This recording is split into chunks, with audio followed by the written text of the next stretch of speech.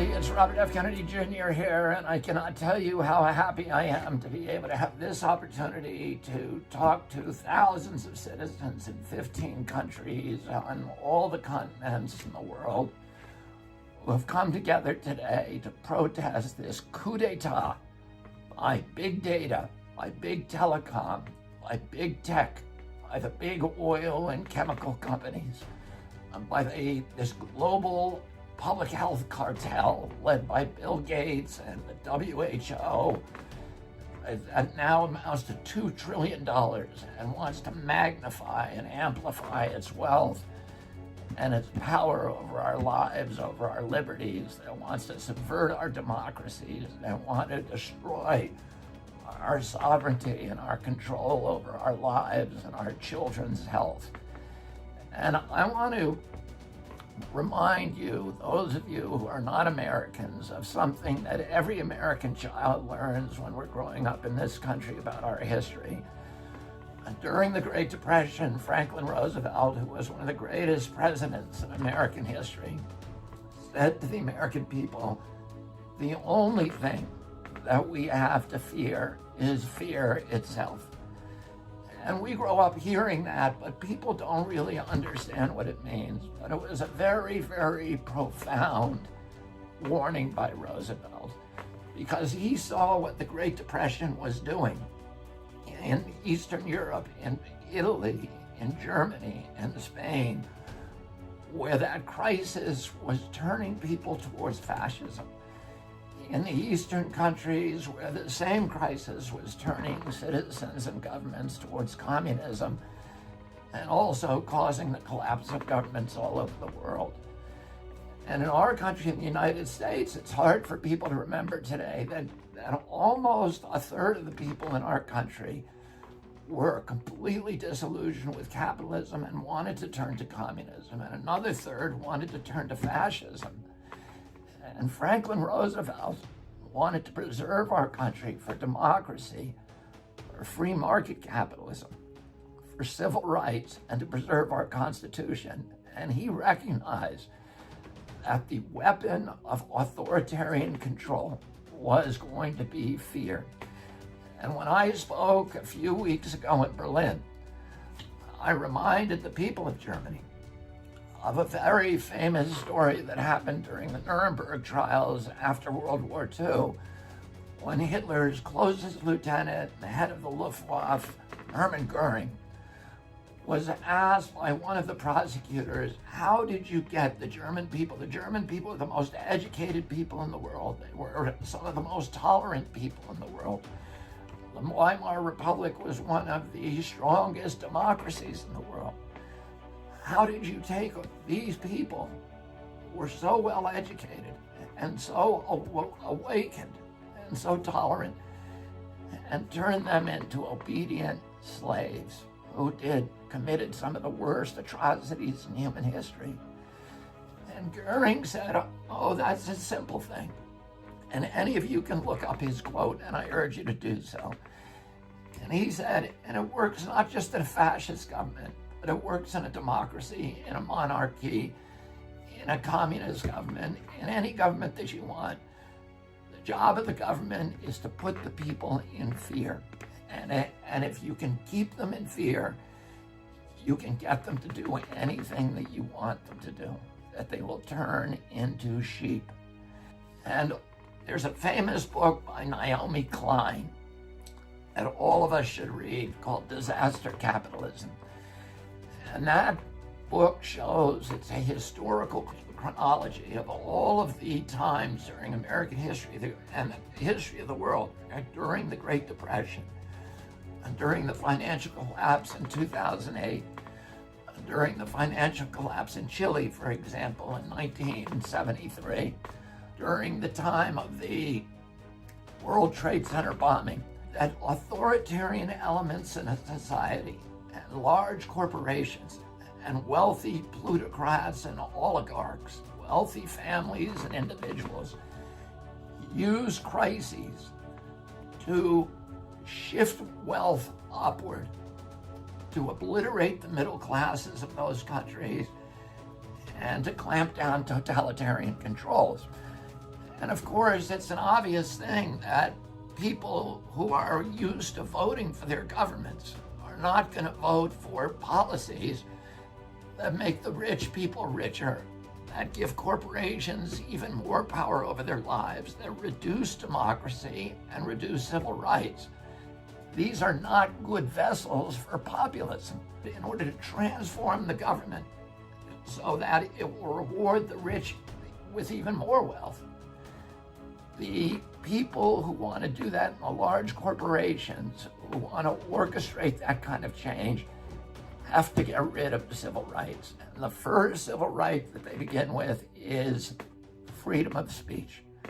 They need to clamp down censorship, because censorship is the most important right. In our country, we put it number one, the First Amendment of the Constitution, because all the other rights depend on it. If a government can hide what it's doing, it can get away with anything it wants. If a corporation can lie to you and conceal information, if there's no transparency in a democracy, you do not have a democracy. So the coup d'etat that we are all fighting today is a coup d'etat that starts with a conspiracy between the government agencies and the big technology companies, the Silicon Valley billionaires, people like Zuckerberg and Bill Gates, and the people who run Google and Facebook and Pinterest and all of these other Silicon Valley corporations who are now in this conspiracy to make sure that we cannot talk about our grievances. We cannot say bad things about pharmaceutical products. We cannot question government policies that make no sense to us. And I'm going to say a few things about some of those government policies. Number one, I am not a conspiracy theorist. I follow the facts. I don't know that the COVID illness was laboratory generated in Wuhan. There is plenty of evidence that it was, but not enough evidence for me to say that it's a fact. My question is, why don't we know the answer to that? Why is Tony Fauci not being asked that question? Why is President Trump not launching an investigation? Or President Xi or the presidents of any of these countries saying, where did this come from? Because we need to know that. The global citizens, this is the worst calamity in history. And nobody seems curious about where this actually comes from. We know it didn't come from a bat in the wet market in Wuhan. And that story was a fable that it now has no basis, in fact. And we have Nobel laureates, and we have large institutions and investigative agencies and prosecutorial agencies are saying, we think it came from the Wuhan lab, and we think that it may have come from studies that were funded by Bill Gates and Tony Fauci. I don't know if this is true. But why are our government officials not asking that as the number one question? Why, instead of sending their police to suppress dissent, are they not sending the police to question people who may know the answer to that question? There are many other questions that I'd like to know the answer. Questions about masks. I'm very willing to accept if the masks work, and I want to wear them. If they're going to protect other people from transmissibility, then I want to wear them. But the studies that I've seen indicate that they do not work against viral transmission for the most part. There's some that say they may work under limited circumstances. What I don't want to be told is they work and you're going to wear them and you better not ask questions about it. Most Americans and most of the people on this planet, we want leadership, but we don't want bullying. And we know the difference between bullying and leadership. We want to know the truth about hydroxychloroquine. We want to know, why are we spending $18 billion on vaccines and only $1.4 billion on therapeutic drugs? What is the sense of that?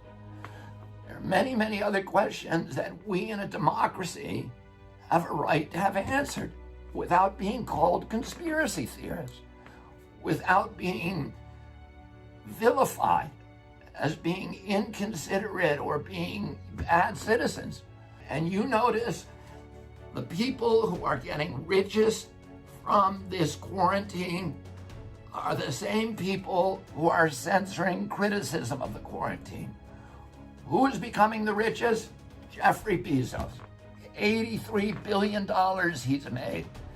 And he owns Amazon, and he is censoring books that criticize the quarantine. Zuckerberg, who owns Facebook, who's made tens of billions of dollars by this quarantine.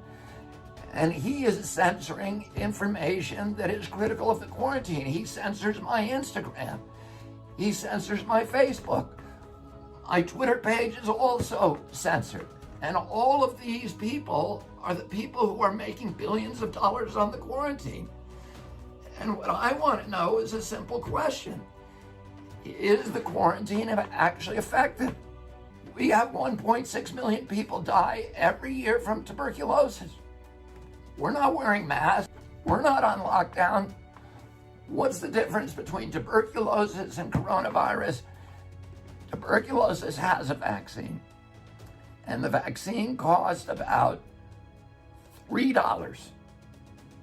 And that's why we're not on lockdown, because nobody is making $39 a vaccine or $300 a vaccine the way that Moderna and AstraZeneca and Johnson & Johnson are making from this catastrophe. And that is the only reason that I can think of what the big tech villains and scoundrels and Mark Zuckerberg and Jeffrey Bezos and Bill Gates and Tony Fauci want you to do is they want us fighting with each other.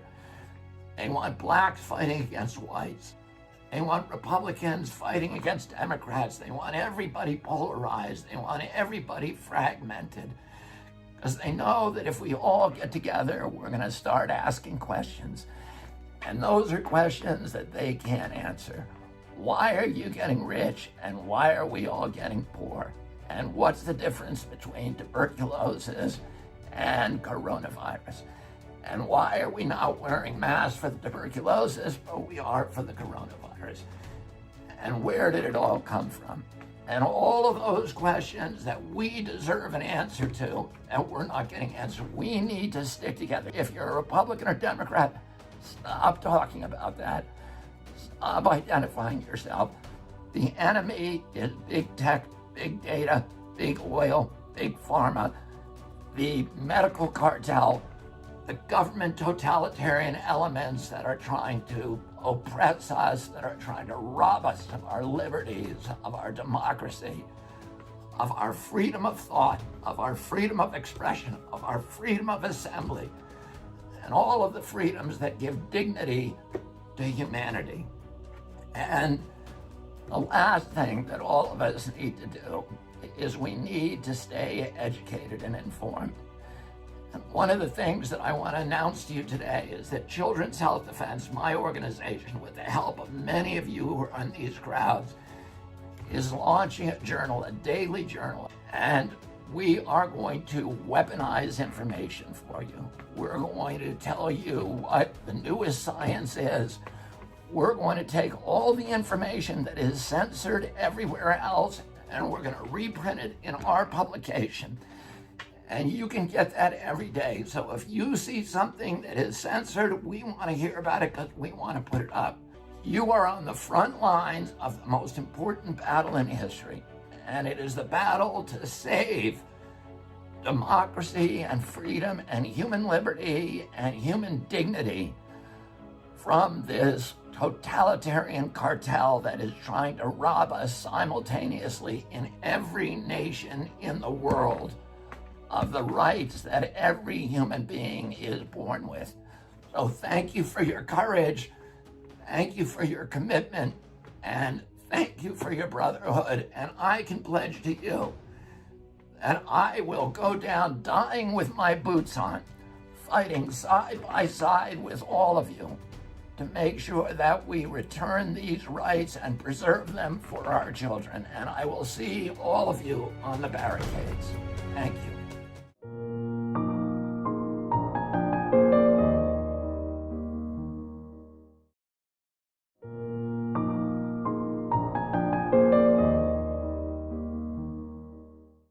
I am Robert F. Kennedy, Jr., and let me explain to you a little bit about the journey that brought me here.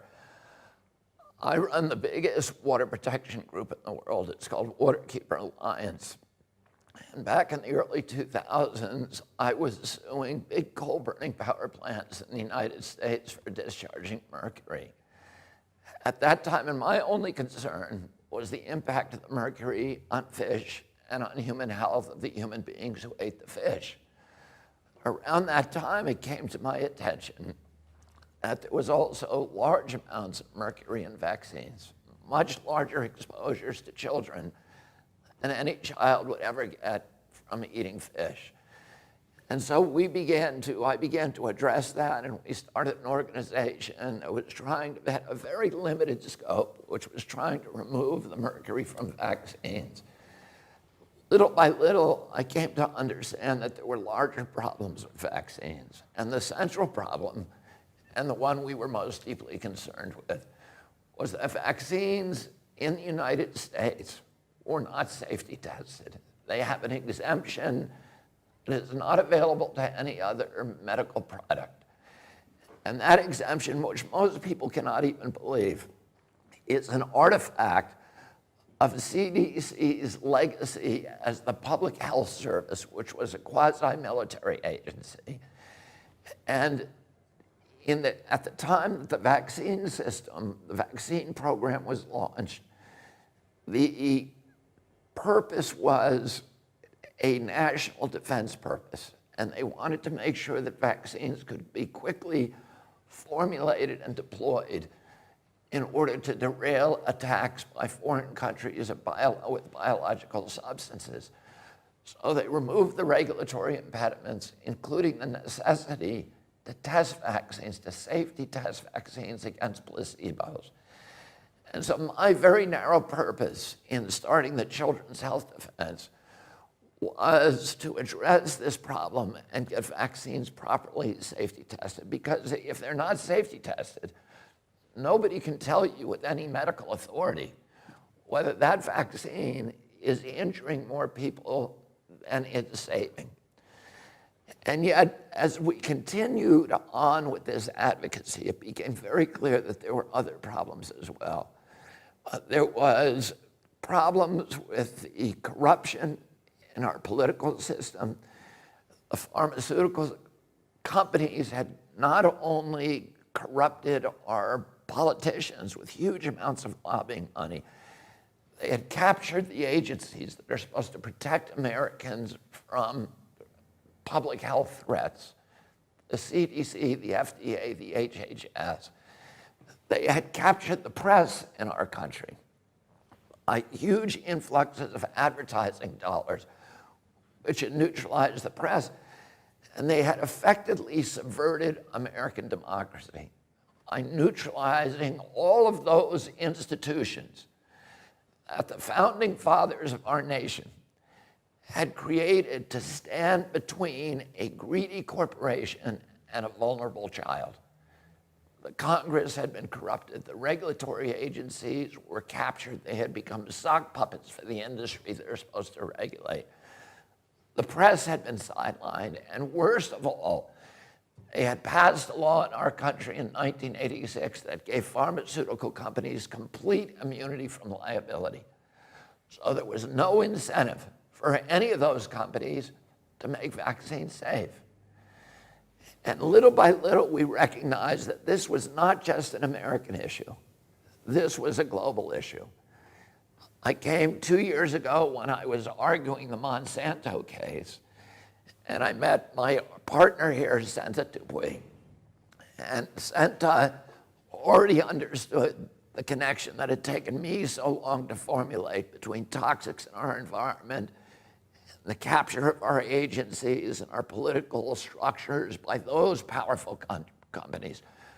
She also recognized that pharmaceutical companies were the most powerful, more powerful than oil, more powerful than the chemical industry, and a greater threat not only to our children's health, to all the institutions of democracy, not in the United States, but all around the globe. So we need people of goodwill, people who have courage, people who have a nonconformist way of thinking, who understand that we are being lied to, that the entire political structure today is saturated in pharmaceutical propaganda. And we have watched over the past few years something that is extraordinary. We are at an inflection point, I believe, in human history, the largest and most critical inflection point that humanity has ever encountered. During the same Great Depression that spawned Adolf Hitler, we were very lucky in our country that we had a leader, Franklin Roosevelt, and he said, the only thing we have to fear is fear itself. He understood that fear would drive us into totalitarianism. But now they have a source of fear that is the most pervasive and all-encompassing power that they've ever had, which is the fear of pandemics. Governments love pandemics the same way that they love wars, because it gives them power, it gives them control, and it gives them the capacity to impose obedience on human beings. And today we have an inflection of new technologies that give governments the capacity to impose controls on populations that have never been imagined before in human history by any tyrant in history. We have 5G, which has created a surveillance state. And then they have another innovation, which is digital currency. And once they have digitalized our currency and gotten rid of the cash economy, they have absolute control over us, because they'll be able to tax every transaction. The banks will be able to cash in on every transfer of wealth, every transaction, no matter how minuscule, no matter how small. But also they'll be able to enforce obedience, because if you're disobedient, they'll be able to shut down your bank account and starve you, and you'll have no access to cash. And many people argue that this pandemic was a plandemic, that it was planned from the outset, that it's part of a sinister scheme. I can't tell you the answer to that. I don't have enough evidence. A lot of it feels very planned to me, but I don't know. I will tell you this. If you create these mechanisms for control, they become weapons of obedience for authoritarian regimes, no matter how beneficial or innocent the people who created them. Once you create them, they will be abused. 100% guarantee that they will be abused. And all of the people who are out on the street now, who are arguing with this new imposition that we're seeing all around us, of authoritarian control, of people being told, wear your mask. And you know, I think everybody in Europe, everybody in Germany, everybody in the United States, if they were told, here's why you should wear a mask, here's the science that says it will help, here is the science that says it works, that you will stop transmission to other people, everybody would wear it with no problem. What we know is that we're not being dealt with honestly. We're being told, this is the science. But it's not, it's an appeal to authority. It's science because Tony Fauci and Bill Gates tell us it's science. We want to see the studies. We want to see the studies on hydroxychloroquine. We want to see the studies on whether the lockdown is killing more people than the coronavirus. We want to see real science and real risk assessments. And we are not going to take the word. My father told me when I was a child, people in authority lie. And we all, if we are going to continue to live in a democracy, we need to understand that people in authority lie. People in authority will abuse every power that we relinquish to them. And right now, we are giving them the power to micromanage every bit of our lives 24 hours a day. They're going to know where we are. They're going to know the money that we spend. They're going to have access to our children. They're going to have the right to compel unwanted medical interventions on us. The Nazis did that in the camps in World War II. They tested vaccines on gypsies and Jews. And the world was so horrified after the war, we signed the Nuremberg Charter. And we all pledged when we do that, we would never again impose unwanted medical interventions on human beings without informed consent. And yet in 2 years, all of that conviction has suddenly disappeared. And people are walking around in mass where the science has not been explained to them. They are doing what they're told. They are these government agencies are orchestrating obedience. And it is not democratic. It's not the product of democracy.